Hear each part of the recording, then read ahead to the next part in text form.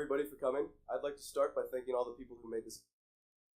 The Enchelman Endowed Leadership, the College Republicans, of course, the Sustainability Center, the Women and Gender Studies Department, and the Government Department. This wouldn't have been possible without you guys. Thank you very much.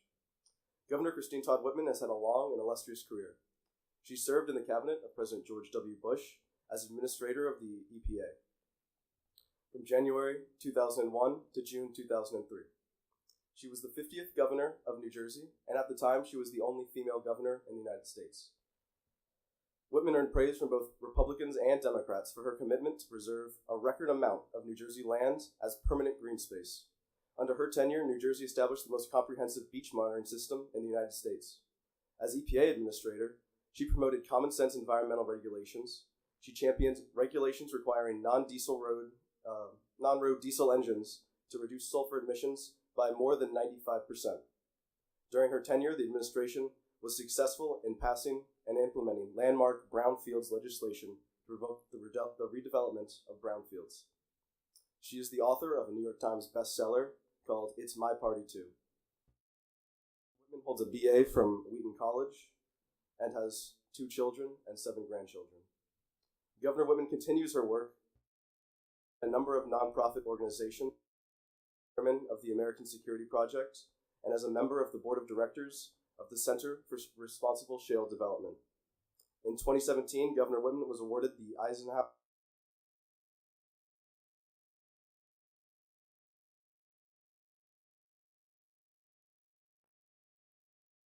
in helping companies develop environmentally friendly methods of operating. It is my distinguished privilege to present Governor Christine Todd Whitman.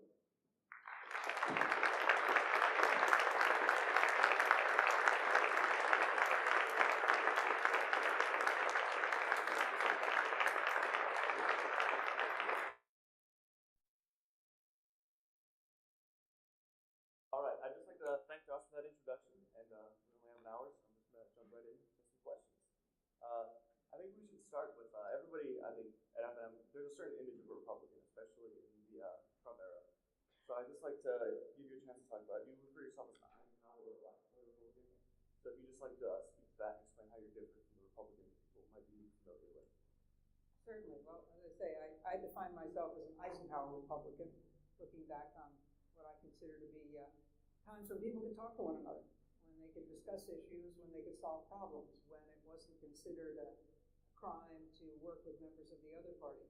But I grew up in a very political family, and that my parents were both very involved with the party. They never ran for office, but they were very involved with the party. And I can remember asking my father, how did you define the party? What was it that made the parties, and what made a Republican a Republican? And his definition of parties is the one that I've always taken to heart. He said, parties are like umbrellas. You have the handle, which is a central core set of beliefs that you share. And for Republicans, that was respect for the individual by keeping taxes low so they could spend more of their own money and staying out of their daily lives. It meant having a vibrant national security and security at home. It meant less government interference in everyday lives, and a shared respect for the environment. And that was it. And then the ribs of the umbrella that hold up the canopy under which the Republican Party were different ways of interpreting other issues and interpreting those issues. And it made sense to me because it said, okay, I can be a Republican but not agree with another Republican on every issue. It doesn't mean we all have to be in lockstep. And frankly, for me, that's what defines a Republican, and I've always taken the other part of it is Republicans.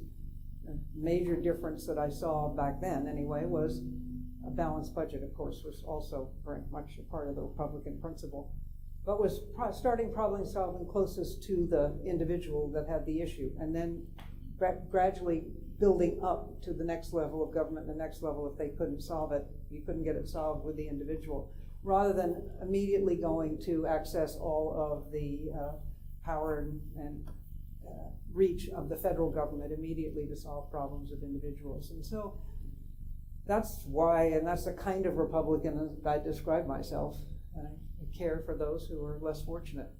Yeah, I think right now in the Republican Party, there's kind of been an attack on moderates.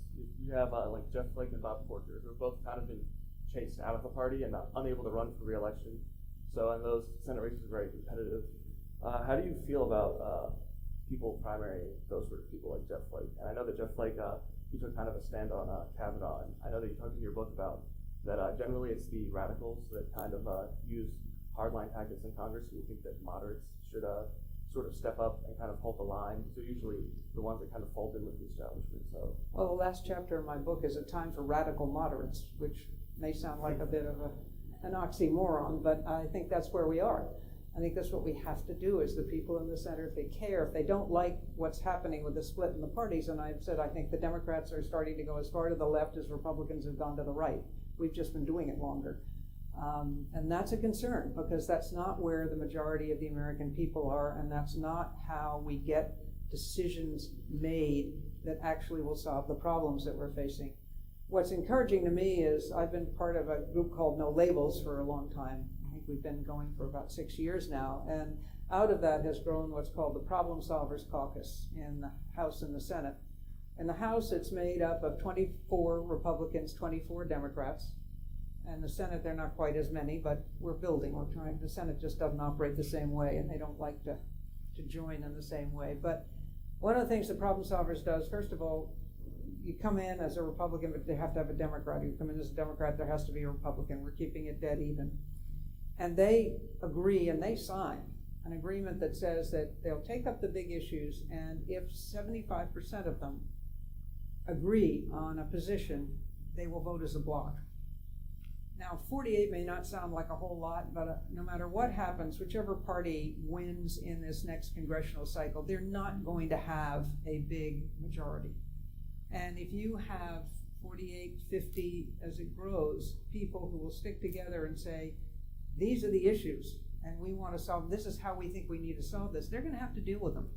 Right now, what they're doing, because actually last year they were able to come to an agreement, the problem solvers were on immigration, on health care, on border security, but they couldn't get it to the floor because leadership has such strong control that they couldn't get discharge petitions and they couldn't get a vote on it. So now what they're doing is recruiting people to sign to say that they will not vote for a new leader in the House unless that leader agrees to these changes that they're calling for, which would allow for discharge petitions, which would allow to get things to the floor without amendments going on forever and ever.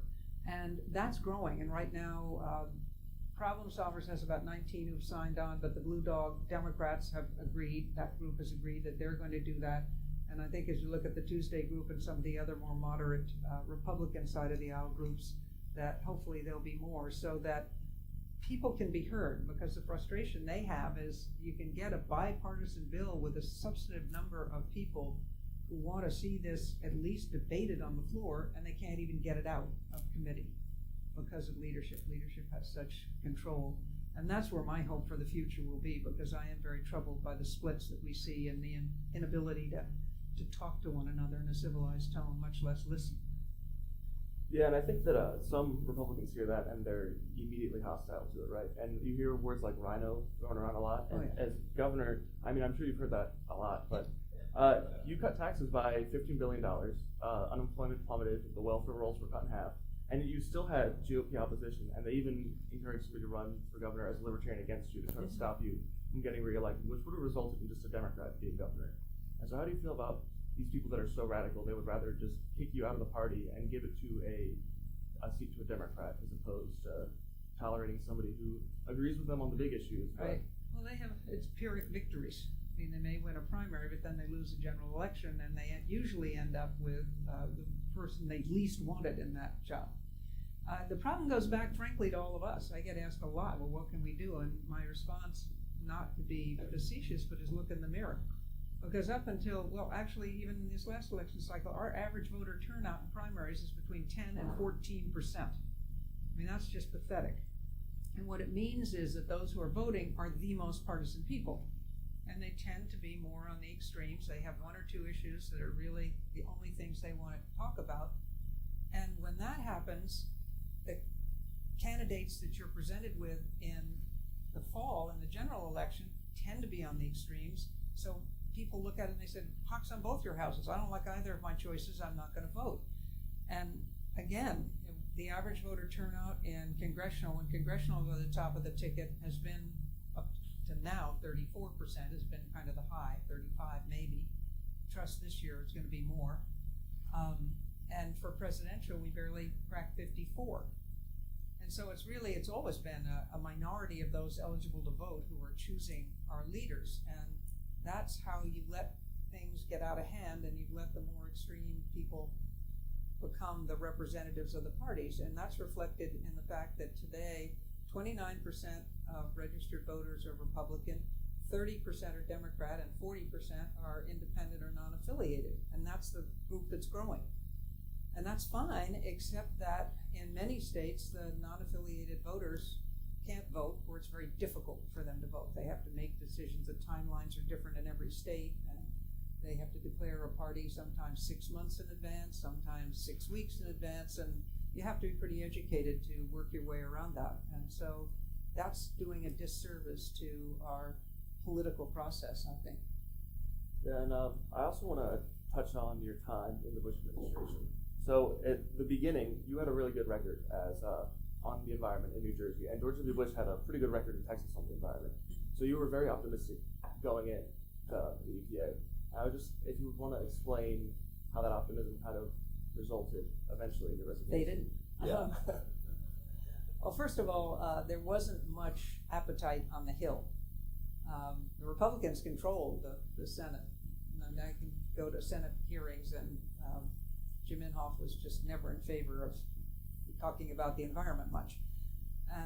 But I thought I had the White House at least behind me. I expected the Democrats and the environmentalists to challenge everything. And when I went through my courtesy hearings, I was told by the Democrats, we're watching. I mean, I got a unanimous vote when I was confirmed, but they said, we're watching. We're going to find you when you do something wrong, which they did pretty quickly. But it was what happened, really. The president and I were on the same page, but the vice president and I were not so much on the same page. And early on, he was given the lead on energy and the environment. And if you remember, well, you probably won't, too young. When we first came into office, when the Republicans first came into office, Bush came into office, there were rolling brownouts in California. And there was a real worry that there were going to be blackouts, and these were going to be major disasters. And they were blaming it on regulation, environmental regulation in particular. So they created immediately, the White House created an energy task force chaired by the vice president and made up of the Secretary, Department of Energy, the Department of Interior. I was there, the Council on Economic Advisors.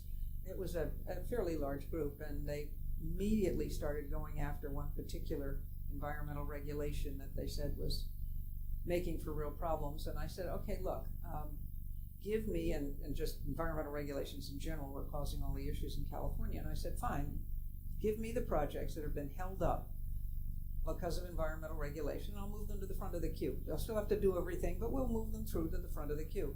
They never came up with one. And that sort of started us off.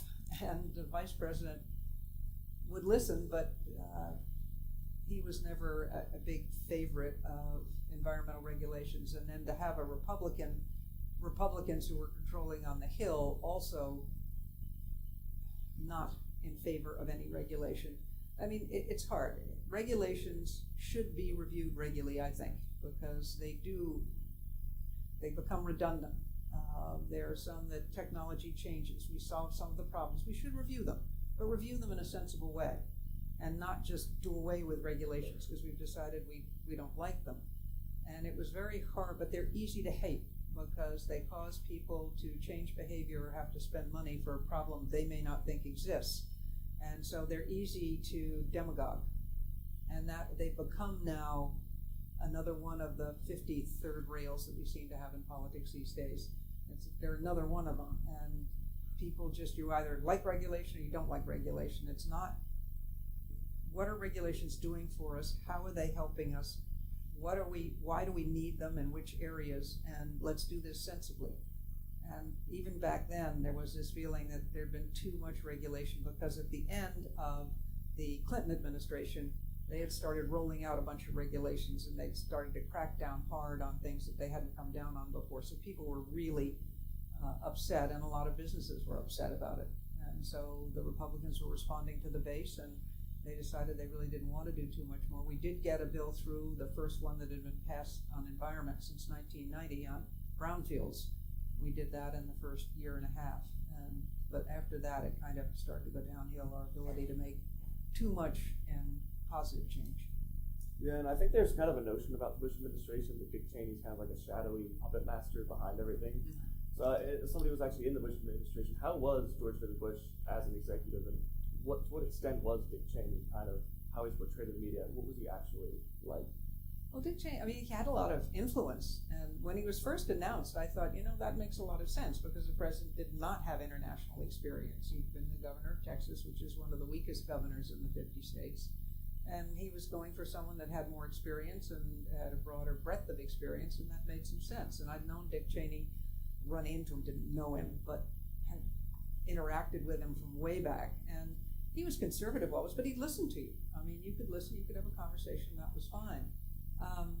When he went to the administration, and at first he was energy and the environment, and because he'd come from the energy field, obviously there were going to be tensions there, because there were a lot of environmental regulations that constrained some of what the extraction, what the oil and gas industry was doing, and coal. And so he had that bias anyway, which is understandable, and you could work with that sort of.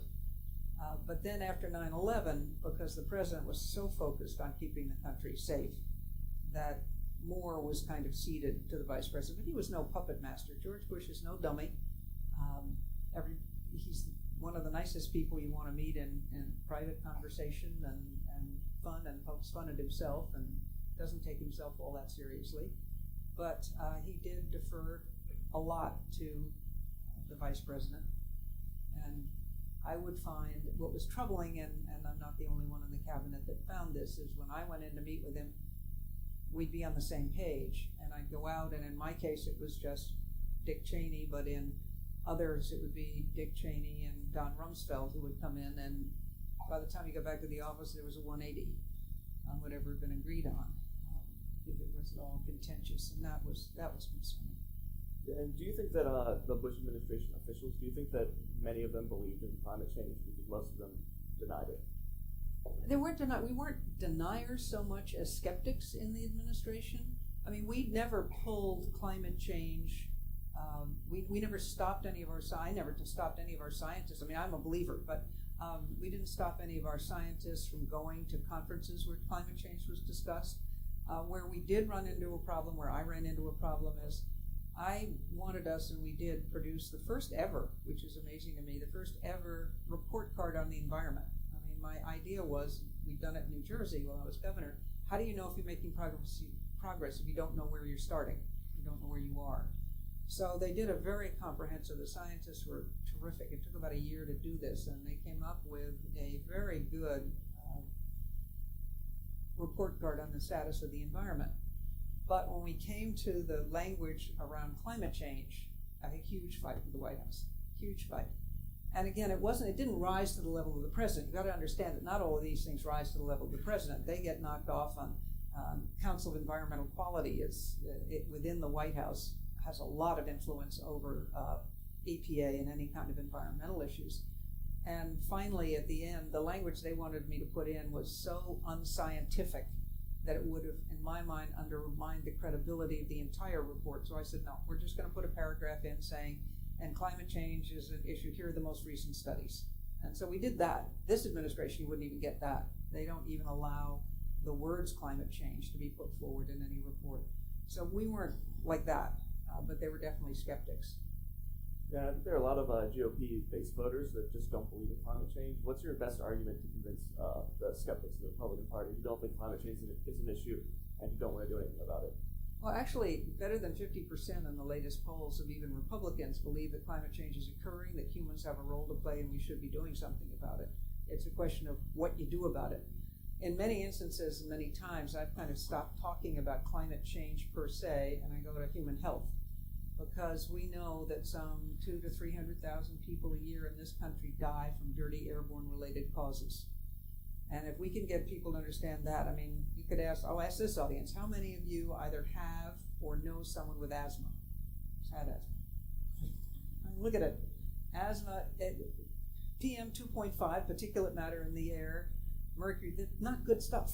It's not good for asthma. We don't know what causes asthma, but we do know what can trigger an attack and exacerbate an attack. And that is the PM 2.5, the small particulate matters. And so why don't we want to do something about this? Oh, by the way, it would also help reduce our greenhouse gases. But it's something that most people think, what can I do about the climate? I mean, it's so huge, I'm not going to make a difference. And we've got scientists who will say, well, it's really not real. And you've got an administration that says we don't want to do anything about it, we don't want to acknowledge it because it would cost us too much to address it. So most people, it's just not in their everyday life. It's not something they think about every day, but health and the health of their children and their grandchildren is something that people talk about. And so I think that's a better way of trying to get people to look at what we can do and how we can do it in a sensible way than just trying to hammer people home on climate change. Yeah, and then before we get to Trump's EPA, I'd like to just take a second to, you never supported Trump in the primary, you supported John Kasich. So if you'd like to explain how you came to that decision and why you have never supported Donald Trump. Well, I had dealings with him when I was governor because he owned casinos in New Jersey, and I saw a bit of the way he operated and was not overwhelmed by them, the way he acted. And I just didn't think he had the background or the breadth of experience, or frankly, I didn't see the core principles or values that you want to see in a president. I know a lot of people said, well, he's a very successful businessman, but as I looked at it, he'd been through 5 bankruptcies, and I knew from the people in Atlantic City, particularly the small people, and that's, the carpenters and the electricians, they didn't get paid. They got paid pennies on the dollar, and that's just not right. And that happened more often than you would like it to happen. It didn't happen every time. He wasn't totally that way, but there were a lot of little things that I was a John Kasich delegate in the primary, and I thought he was a much more qualified candidate. Yeah, then you ended up voting for Hillary Clinton. Had you ever voted for a Democrat for president before? No, probably not. I don't think I had up to that point. Yeah, and then you also called for him to resign in a recent op-ed over his relationship with Putin and their public meeting. So if you'd like to speak to that. Yeah, I thought it was an embarrassment to me as an American to see the Republican president cozying up to Vladimir Putin at the same time that he was embarrassing our allies. Of course, it was interesting to me that the allies, the ones he particularly called out were the women leaders, but by the side, but there was. I just don't think it's good for our country. I worry about the future of the country, our position in the world, our influence in the world. And from what I could see of his behavior, particularly at that Helsinki meeting, it really, really bothered me. And I thought, this is not the behavior of a president of the United States who has our best interests at heart. And I really thought he should step aside. Now, a lot of people said, well, would you live with Pence because you don't agree with anything on social issues with him? No, but I don't think he would ever tweet us into a confrontational situation. I'll go there. Yeah, and then you touched on how Trump generally treats women leaders, and we've been kind of having a cultural moment with Me Too, and then that's kind of led to huge growth in women candidates running for office. Yeah. And so are you encouraged by that? And how do you think that's going to change Washington if there are way more women in the House and Senate? I'm very encouraged by it. I mean, it's an extraordinary number. Of course, the vast majority running in the House for the House and Senate are Democrat women. Unfortunately, there are not as many Republican women who have stood up. Governorships, there are 4 Republican gubernatorial candidates and 2 Democrat gubernatorial candidates. It's going to make a difference. I mean, the world would not be perfect if it were run by women, but I don't think we could screw it up a whole lot more than it already has been.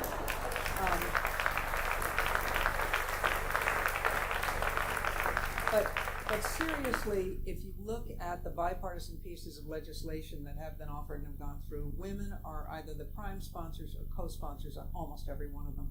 Women work across the aisle. They have a different way of problem solving. They have a different way of approaching issues. And that's, to me, what we need. We need more women and we need more minorities at the decision-making table because our issues today are so complex and so deep that no one group has all the right answers. And we need that breadth of experience in order to come up with the kind of solutions that will stand the test of time. And that's going to happen when we have more diversity, and putting more women into the House and the Senate will result in that. Yeah, and then I guess, how do you feel about, generally the rise of democratic socialism in the Democratic Party? Well, I'm worried. As I say, the Democrats are being pushed to the left. I was at a meeting I co-chair with Preet Bra, who was the federal prosecutor in New York. We co-chair a task force on democracy and the rule of law, and we've just put out our first paper on ethics in government and the rule of law. What we're doing is trying to offer ways and actions that particularly that Congress can take to institutionalize what has heretofore been normal behavior, what we expected of our elected officials. It's not about Donald Trump, and it's not about the Trump administration, because some of these things we've seen happening over time. I mean, and you've seen things happen and then reaction. You had FDR, who ran for the 4th term, and you had a constitutional amendment saying, no, it's 2 terms, because everybody thought Washington had kind of set that precedent, and we weren't going to go beyond it. You had, after John Kennedy appointed Bobby Kennedy, you had the no nepotism law passed. So we've seen these kinds of actions, reactions, and we go back over time with that, but we're coming up with some ways to try to address it. And I think they will be taken seriously if we can get into Congress, into the House, and into the Senate, members who are really there to solve problems and who want to address issues and are willing to work across the aisle to find consensus. Because the more we allow these extremes to take over the parties, and I started to say I was at this meeting, and the reason I brought that up is because we were meeting on the Hill with different members, and Chuck Schumer came in, and he is very concerned about Elizabeth Warren. He does not want that to be the face of the Democrat Party. I think it's because he thinks he's going to be leader in the Senate. I have no clue if that's going to happen. It's a stretch this time anyway. But he wants to leave a legacy, and he knows he won't get a legacy unless he gets some things through, and he's only going to get some things through if he has both sides working together. And we've certainly seen with what's been going on the last 2 weeks how deep and nasty and personal this divide has come, to nobody's benefit. I mean, trash 2 families and their lives, sent a terrible message, I think, to victims of sexual abuse and to those who come forward. I mean, it's not healthy for us as a country to allow this to continue, and we're the only ones that can make it stop. Yeah, and do you think there's any realistic chance of stopping Trump in 2020? Do you think Casey will run again? Is there any other rising stars in the Republican Party, you think? Well, I think there are a lot of people who will. I think he will be challenged in a primary. I really do. I think he will run again. He loves this. I think he will. It's going to come down to people deciding they want to exercise their franchise, and they care, and they don't like, if they don't like the way things are going. If they like things the way they're going, great. His appeal is solely to his base. When he talks, when he goes to those rallies, it's not about appealing to the broad breadth of the American public, because every poll will tell us the vast majority of Americans are in that central, fringes of the central, but they're basically in the center. They're not on the fringes. Doesn't care about that. He doesn't care about those people. He cares about his base, because they will turn out. And if you only get a, let's say, presidential 54% voter turnout, you're still talking about a very small percentage of eligible voters who are making the decisions. But if they come out en masse, if they come out solidly, and the other side is split and doesn't really think that it's worth their effort, and it's rainy today and why bother, we're going to end up where we are today. And I don't know how many more years of this we can take and not lose some of the very basic tenets of what makes America America, and what makes us special, and what our commitment to this enormous social experiment that we've undertaken, unlike any other country in the world. And we haven't always been good at it. We've failed. We've had bad periods, but we try, and we are working on it. And now I see a lot of those basic elements being undermined. To say that it's all right to judge a person by the color of their skin, or where they come from, or how they worship, is wrong. It's just not us. And I see we've always had that. It's been latent. I mean, racism, I'm sorry, it's always there. But it never was okay to talk about it before. It was never okay to go out and demonstrate on behalf of it before. Now it's okay. Now it's okay to confront people and say, I don't like you because you don't think the way I do. And that's really worrying to me. Yeah, how did you get the Republican Party? Because when you were governor, they cared about balanced budgets at the state and federal level. Since then, Trump's deficit's out of control. Chris Christie had 8 credit downgrades in New Jersey, and it seems like the voters only care about culture wars. They care way more about if Colin Kaepernick's healing than if the budget's balanced and taxes are cut. So how do you get them back to caring about fiscal issues of the economy?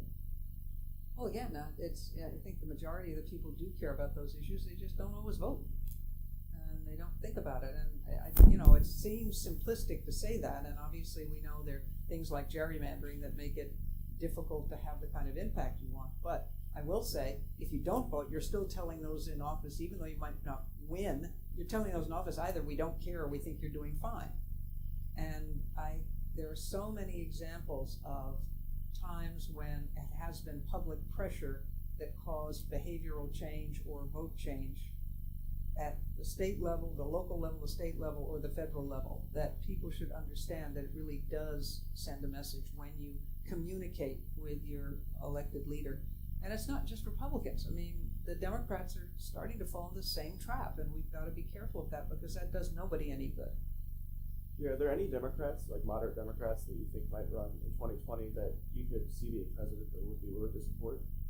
Well, I love John Hickenlooper. I think he's good. He's got government. He's got a executive experience. I definitely want to see somebody with executive experience. I don't think Tom Carper would ever run, but Tom and I are good friends, good buddies. We sat next to one another as governors. I mean, there are a lot of people out there on both sides of the aisle, Republicans and Democrats, and I don't know them all. And so much can happen in the next 2 years. You don't know who would be a viable candidate, who will actually be interested in taking on the president. The problem you have, and one of the things that No Labels is kind of thinking about a little bit, is trying to put forward a bipartisan coalition team. The problem you have with anyone running against the party designee, particularly at the federal level, somebody running against Trump, is because primary turnout is so low, and that's such a small percentage of the eligible Republican voters who are voting, those really are the base. If you lose, in many states, there are over 40 states where you cannot run again as an independent because of what's called the no sore losers law that so many states have. So if you run against as a party, in a party primary, as a member of that party, and lose, you can't come back again and run outside of the party as an independent. So that means you have to really pretty much decide, particularly for the Republicans with the control that Trump has of the apparatus and the far right has of the party organization right now, you'd have to run as an independent to start with. Well, that means you got to have either a lot of money or a lot of time. And the big hurdle that you have to overcome there is the Commission on Presidential Debates, which is supposed to be totally nonpartisan. It's very partisan. And they determine who is eligible to appear in the 3 sanctioned presidential debates. And if you can't be on those stages, nobody's going to know who you are or going to care. And you're not real, you're not credible if you cannot be on the stage with the 2 major party candidates. One of the requirements they have is you have to be polling at 15% name ID in 5 national polls that they don't determine until September before the first debate, which is end of September, beginning of October.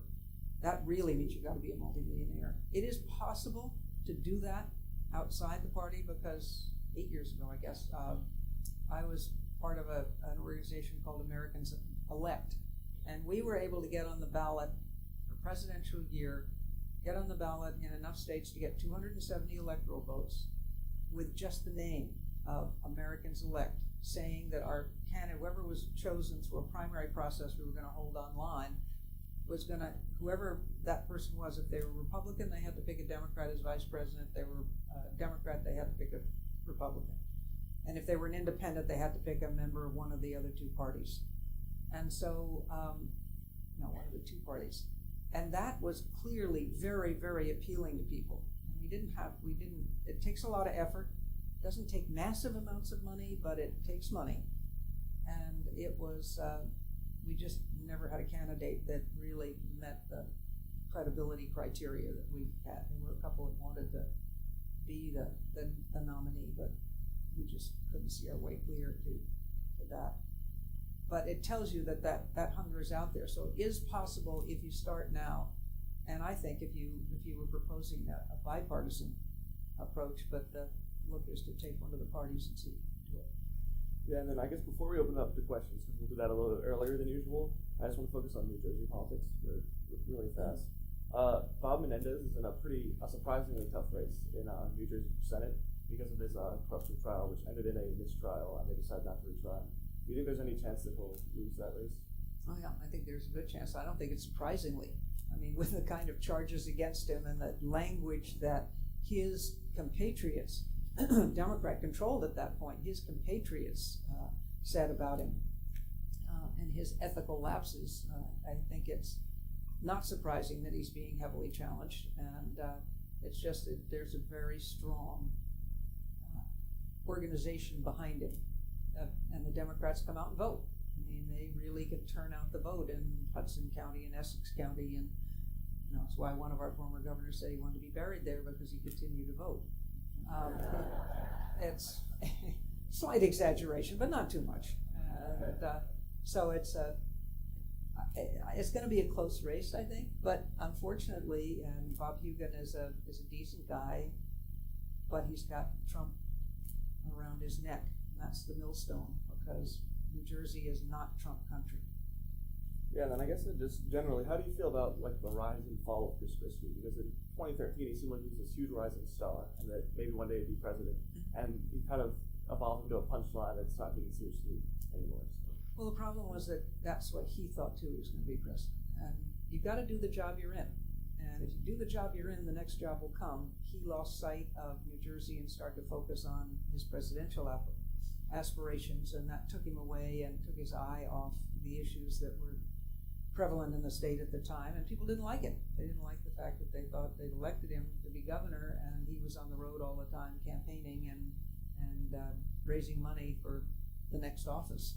And it's a trap that a lot of people fall into. You see it happen again and again. They get into office, they hear they're doing a decent job, they're doing a good job, a great job, and they hear from their people around them how great a job they're doing and how, of course, you ought to look at the next job, and then you start to believe all that. And when you start to believe that, you lose your focus. Just do the job you were elected to do, and then if the next one is going to happen, it's going to happen. All right, and I guess the last question is, why are you still a Republican? Why do you still think it's worth fighting for? Oh, I do think it's worth fighting for. That's what I'm doing from within the party. I want to get it back to where it was, and I keep telling people who, and particularly young people who say, I don't want to join either party, I think it's terrible. Look, in this country, two parties, our forefathers, Washington, Jefferson, they all warned us. They didn't want parties at all. They didn't like parties. He said, watch out, this is what's going to happen. But it's what we've got. And we've got two parties, and we shouldn't be. We're a republic, democracy, operating like a parliamentary system of government with everything has to be strict party line votes. I want to change it from within, and I tell the young people, find the party that least offends you, or the one within which you think you did like at one point, or you liked some of what they were talking about at one point, and get involved and try to get it back to where you want it to be. You can't always leave it to somebody else. And if you don't like what's happening, you've got to try to make that change. And having multi-party systems just are not going to work. Multi-parties are not going to work, even though we're operating like a parliamentary system to a degree right now in Congress. That's only because everything's a party line vote, and it didn't used to be that way. But as far as trying to manage government with 5 different parties everywhere is going to be very difficult in a country as diverse as this, with all the levels of government that we have trying to work together. All right, and then I think we want to open it up to the audience now, if anybody would like to ask any questions. I think it's a little bit early, but...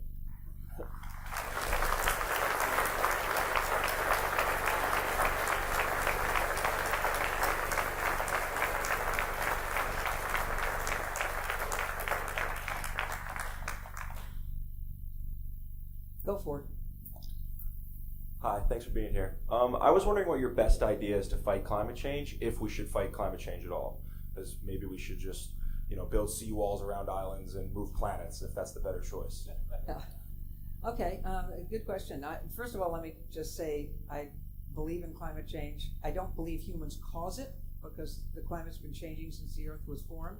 But to think that we're not having the kind of impact that's so exacerbating this natural phenomena that nature can no longer handle it is I think, blind to fact.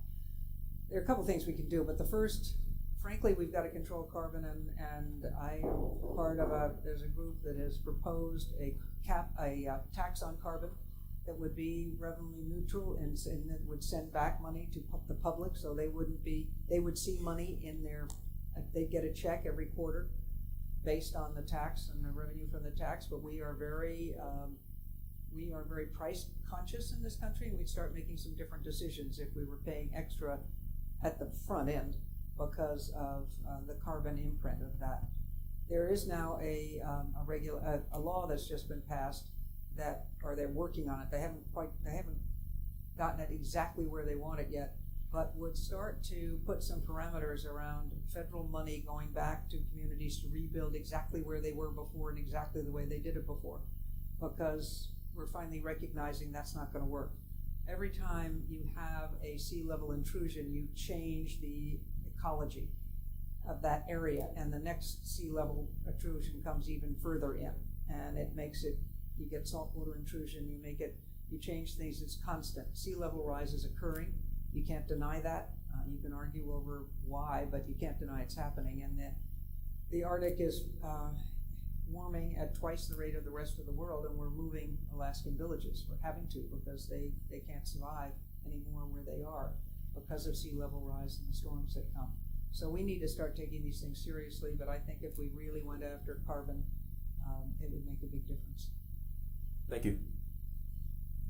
Hi, Governor. I'm from New Jersey also, and I go to FNM. I'm a freshman here. My question is, this is a very New Jersey specific question, in the sense that property taxes have been quite a topic of controversy over the past several years. Where do you see that headed, and what is your take on it? Actually, property taxes have been a subject of controversy for decades in New Jersey. Believe me, it's not just the last few years. The problem is that everybody looks at the state government to solve property taxes, and property taxes are not collected or spent by the state government. They're local, and they pay for local services. And as long as we have 436 or however many municipalities it is, water districts, fire districts, and towns right next to one another that will have firehouses right across the street, but everybody wants their own name on that fire truck, it's going to continue to skyrocket. We need to start to understand that we have got to have shared services. That's really the only way to bring it down. And it doesn't mean that you're going to put yourself in any more danger. You can ensure that that doesn't happen. We tried to do it through just incentives, positive incentives, and interestingly enough, the only ones that actually moved together to share services were unionized fire departments in Essex. And they have saved their constituents tens of thousands of dollars a year, but I never thought the unions would be the ones who would agree to come together. And it's working, but different governors have tried different approaches, but people are just we are small communities in New Jersey, what makes us wonderful, but on the other hand, we also like to hold on hard to it's got to be our school with our name. Okay, so we don't have more than 50 kids, but still we'll pay for a superintendent, assistant superintendent, principal, and then worry why our property taxes are so high. Thank you. Hi there, my name's Ian. I'm a native of Lancaster, and I'm studying public policy and environmental studies at FNM as a junior currently.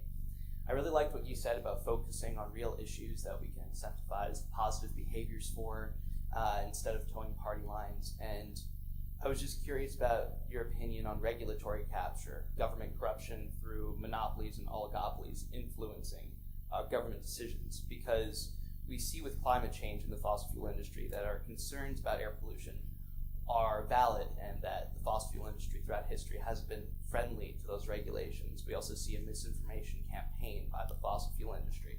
But even further back, you mentioned you're an Eisenhower Republican. It was Eisenhower who talked about the military-industrial complex and the opportunity costs of defense spending far outweighing the benefits, far outweighing the benefits of it. And I think his exact words were that every gun that is made, every warship launched, every rocket fired signifies, in the final sense, a theft from those who hunger and are not fed, those who are cold and not clothed. The world in arms is not spending money alone. It is spending the sweat of its laborers, the genius of its scientists, and the hopes of its children. So I'm wondering what we can do to make the battle against elite special interests bipartisan again, to invest in small business and, equally important, the least fortunate members of our society. Also, as for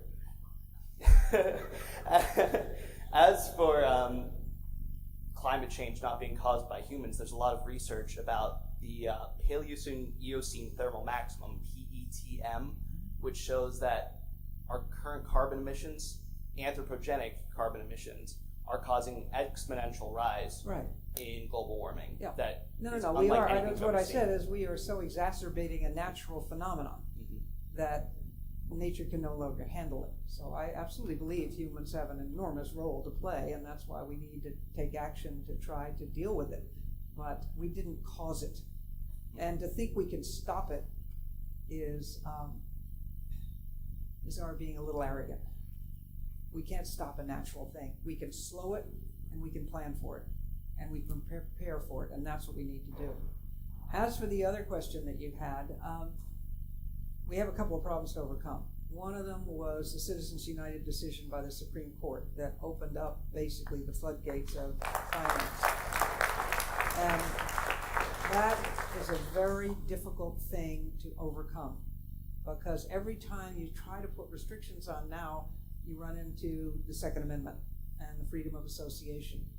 I don't see why you can't demand. One of the things, by the way, in the report that we just did at the Brennan Center, which you can find if you go to the Brennan Center and look for Task Force on Democracy and the Rule of Law, was to require that any candidate, and I think I said this, who determines that they want to run for president, has to reveal their past 3-year taxes, their tax returns for the previous 3 years.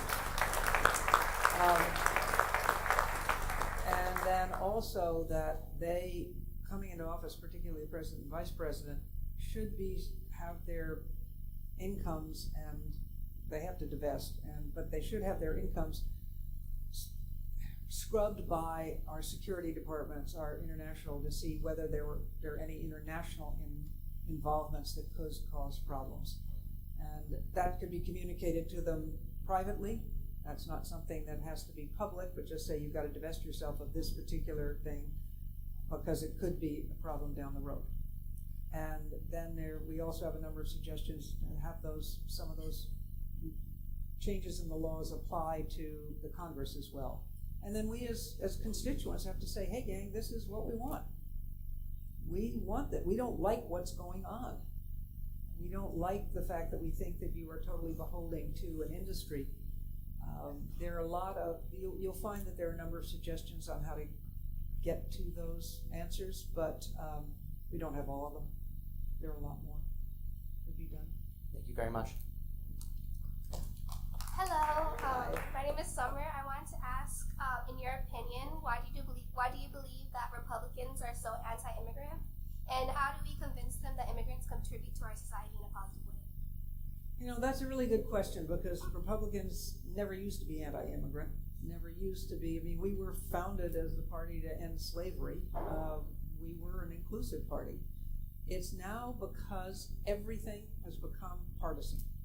It's all about getting an extra vote in the caucus, an extra percentage on your reelect. It's looking at issues through the partisan political prism rather than the policy prism. I mean, we have seen dysfunction at Congress. I maintain firmly that the Bernie Sanders, Donald Trump voters were two sides of the same coin. That they were people who were angry and mad and frustrated and said, enough, I want someone who's going to blow it all up because it's just not working right now. But unfortunately, I don't think we anticipated fully what the blow up was encompassed.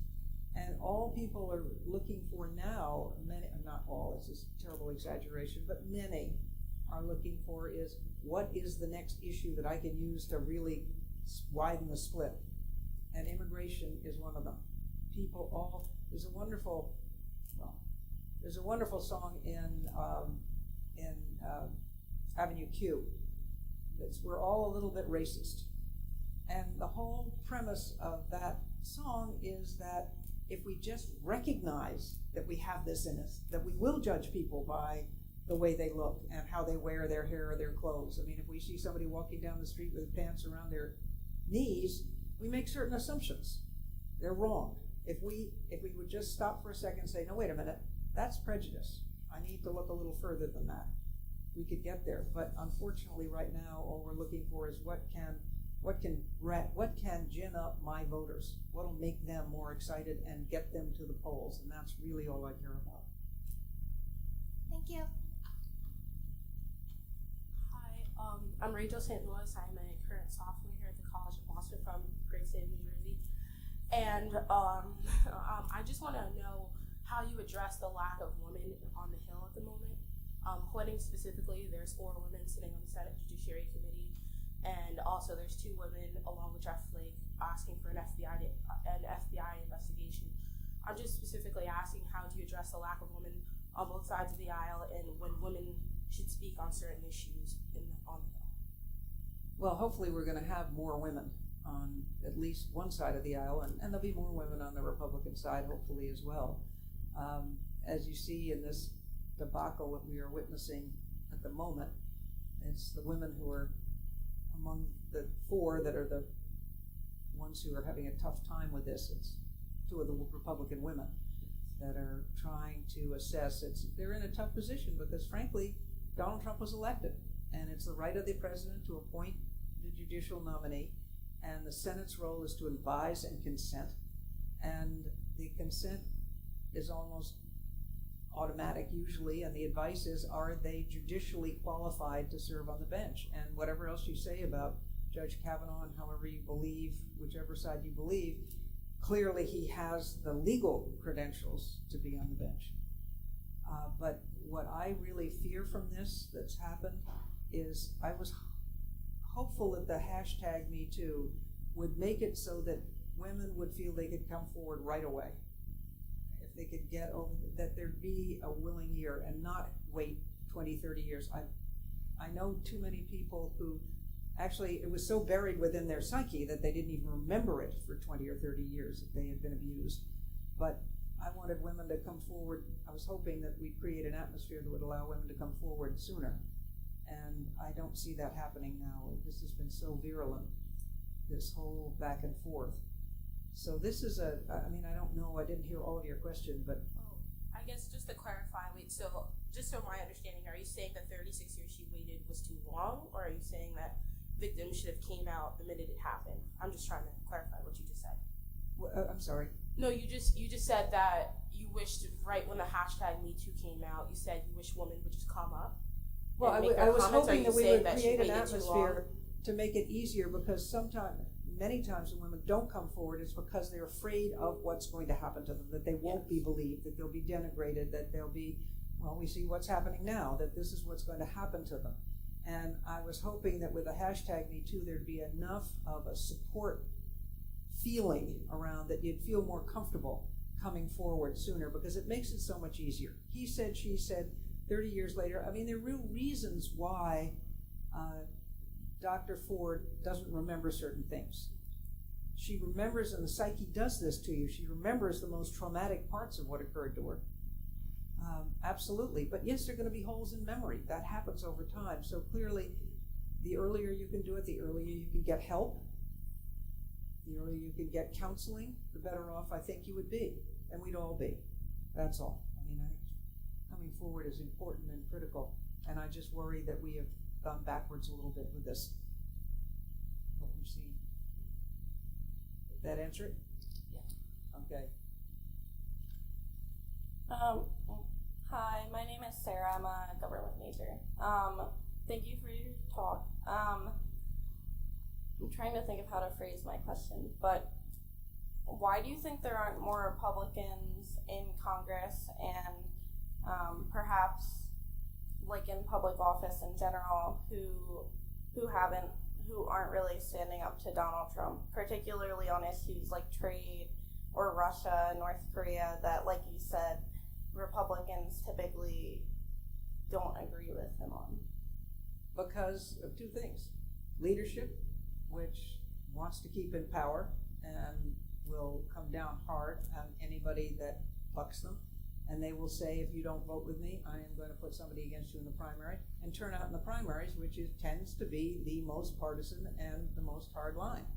So that's where it comes from. That's where it happens and how it happens. And that's what makes it difficult for them, because they're looking at it and saying, if I hear from my constituent, because this is what they want to have happen, and I'm supposed to be representing them, and that's all I hear, then I'm supposed to represent them.